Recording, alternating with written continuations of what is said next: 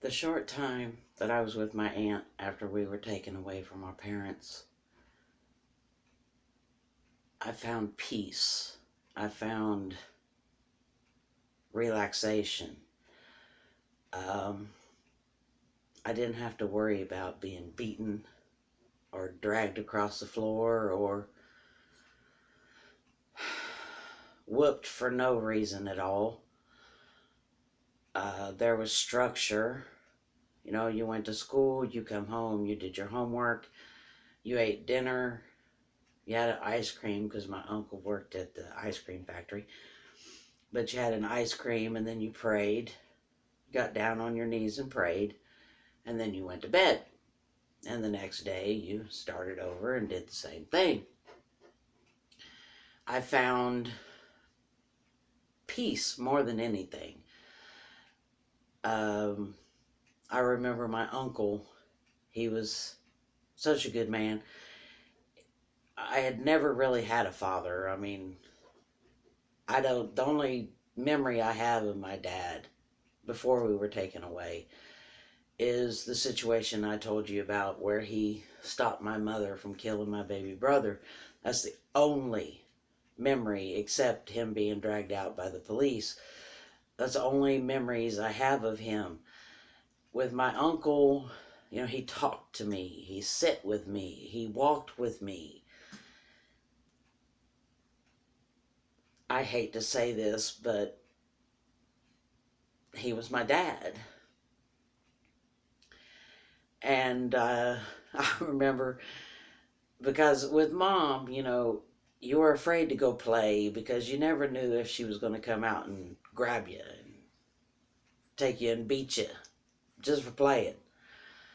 So with my aunt, you know, I had the freedom to go out and play. And I remember one time I climbed a tree and she thought that was wrong because I was a girl. And she got a switch and she beat me pretty good on my butt. I mean, she didn't beat me, she whooped me on my butt. My aunt never, you know, did anything like my mother did. But I was used to the beatings from my mother.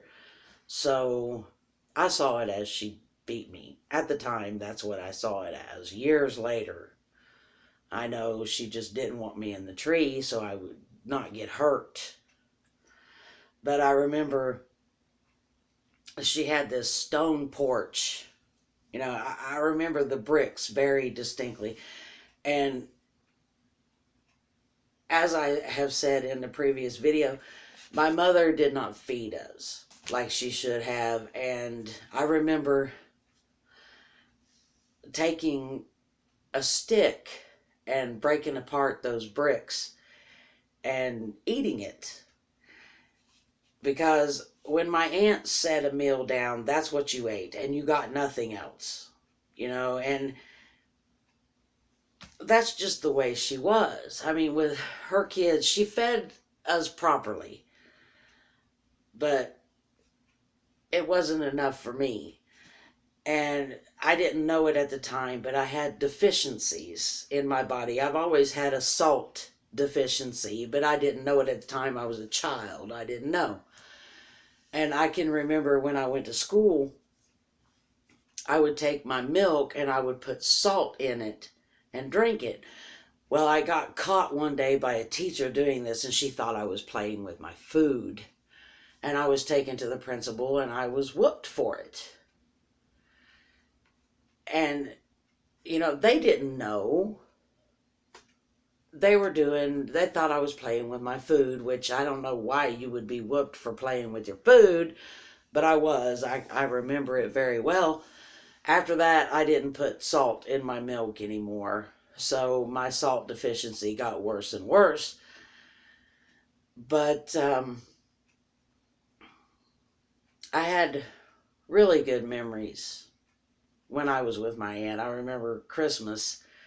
You know, I don't know who got up on the roof, but somebody got up on the roof and they made it sound like Santa Claus and his reindeer. And I remember I was laying in the bed and I'm like, oh my God, it's Santa Claus. And I remember the doll that I got. It was a doll that you held onto its hand and it would walk beside you. And I was just so happy to have that doll, and it just wrecked my world when my cousin wanted it and my aunt made me give it to her. It just, it tore me apart because I was such a happy child at that point, and having to give up that doll just wrecked it all. But I do remember my cousins at this point, and they were just, they knew I had been through everything, and they were so nice to me. I slept with my cousin Johnny. I didn't mean to mention any names, but he would let me come in, and because my aunt put me in a room by myself. She thought I needed to be by myself, which at the time that's not what I needed, but she didn't know that. So I would come out in the middle of the night and I would climb in bed with my cousin Johnny. I'd wake him up and he would just slide over, and I would climb in and we would sleep. And to this day, he's one of my favorite cousins, with all of his sisters, because bless his heart, he was the only boy. But they were such wonderful people. They did, they didn't know what they were dealing with. And she's the one, my aunt, she's the one that knew these people from church. She thought they were good people. And she's the one suggested that I go live with them. And I started spending weekends with them, and they were so nice at the beginning. So nice. But they were hiding their true selves.